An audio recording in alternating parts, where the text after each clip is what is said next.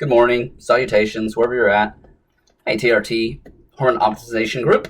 This is Justin again, and tonight's thyroid topic, or today, depending where you're at, what time it is hypothyroidism and its involvement in sexual dysfunction. This is the TRT and Hormone Optimization YouTube channel. And if you want to learn all about the science-based information on this topic, consider subscribing, hit that notification bell, and you'll be on your way. Yes, when we think sexual dysfunction, a lot of times we typically think low T, inability to get an erection, other organic causes, even psychogenic causes. But the thyroid, namely hypothyroidism, does have involvement and have clinical implications into inducing sexual dysfunction, namely in men and women both. But tonight we're talking about men because this is primarily a testosterone replacement therapy group. So to start off, first pillar that I'll talk about is how hypothyroidism downregulates nitric oxide release from penile endothelial cells.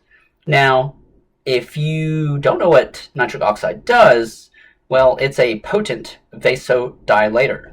In other words, it increases the lumen, increases the amount of blood flow of the blood vessels, and particularly we're talking about, in this case, the penis, obviously. Even higher TSH levels have been correlated with more downregulation of nitric oxide. In other words, as your hypothyroidism gets worse, your TSH keeps climbing up and up and up, more and more downregulation of nitric oxide occurs in the penile endothelial cells. So therefore, the worse your situation is, the less blood flow you get to your penis. All right, number two, thyroid hormone receptors are expressed in the penile artery and also penile smooth muscle cells.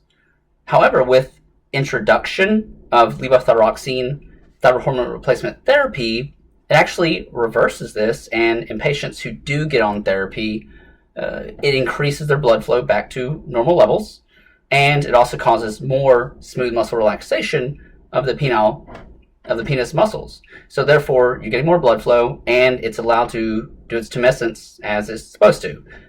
Even in subclinical hypothyroidism, the introduction of thyroid hormone replacement therapy does appear to reverse this hypothyroidism-induced sexual dysfunction.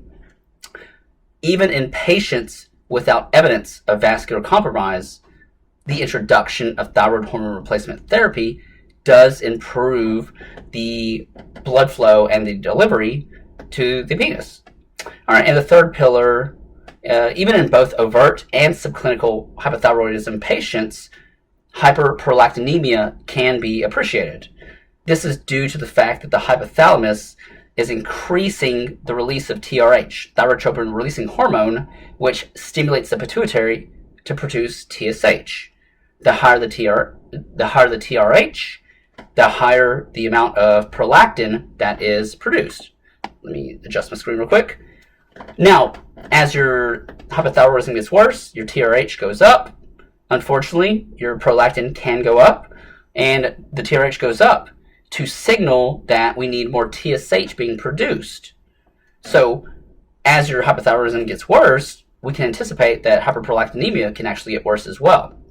If you don't know what hyperprolactinemia is, it's elevated prolactin levels. However, when prolactin levels get high, they kind of offset the activity of dopamine, which is a neurotransmitter. It's responsible for pleasure, reward, motivation, things that are rather enjoyable. I've mentioned that in a previous video. So that's all for today, folks.